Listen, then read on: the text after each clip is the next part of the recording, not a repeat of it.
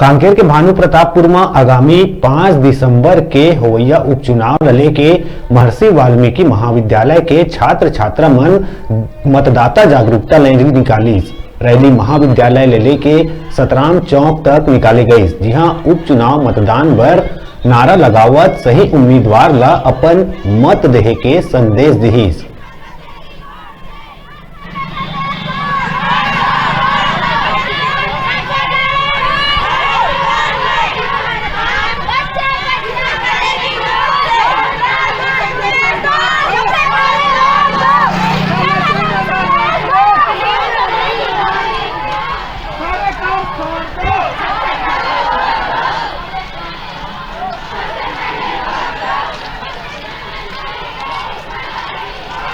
घर में तंडे तो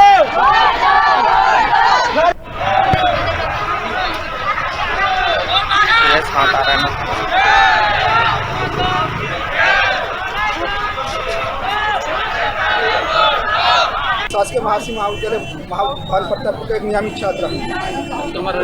आज का हमारा रैली का मतदाता जागरूकता है। सभी वोट दे, सबका समान अधिकार है।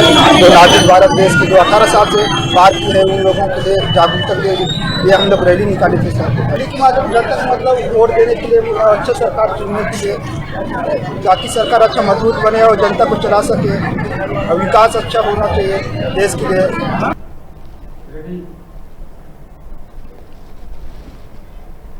और अभी रुका था छोटकुन ब्रेक लेबर, आप मन देखत रहा न्यूज़ 36।